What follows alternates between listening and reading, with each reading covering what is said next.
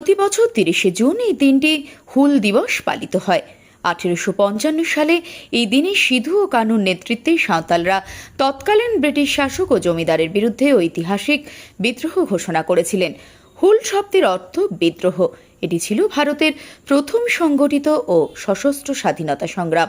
শুধু আদিবাসী সম্প্রদায়দের লড়াই ছিল না, সমগ্র দেশবাসীর মানুষের জন্য ছিল সেই লড়াই। সেই কারণেই ৩০শে জুন হুল দিবস হিসেবে পালিত হয়ে আসে। আজকের এই দিনটি সগৌরবে পালিত হয় পশ্চিম বর্ধমান জেলার কাঁকসার জঙ্গলমহল এলাকার তিলের বনি গ্রামে।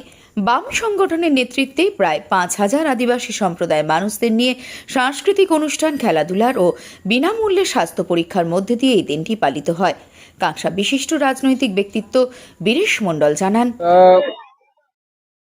আমাদের কাকসাতে আদিবাসী অধিকার মঞ্চ এবং অন্য গণসংগঠনগুলির সাহায্য নিয়ে প্রতি বছরই আমরা আমাদের কাকসার জঙ্গলমহল এলাকায় এই হুল দিবসটা পালন করি। এখনো স্বাধীনতার পরেও আমাদের দেশে প্রতিদিন খবরের কাগজে দেখছি গোটা ভারতবর্ষে আদিবাসীরা জল, জমি, জঙ্গল নিয়ে তারা লড়াই করছে। আজকে নিকোবরের জঙ্গল দিয়ে দেওয়া হচ্ছে, ঝাড়খণ্ডের গভীর জঙ্গল, আরাবল্লীর পাহাড়, সমস্ত কিছু হচ্ছে আদানিকে দিয়ে দেওয়া হচ্ছে।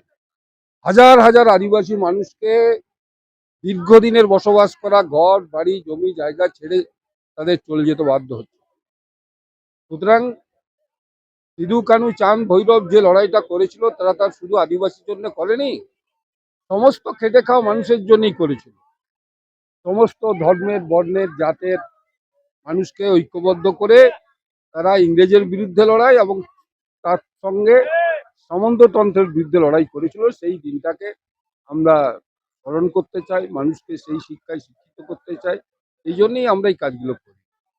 কাঁকসা থেকে নিজস্ব প্রতিবেদন, সারা বাংলা দর্পণ।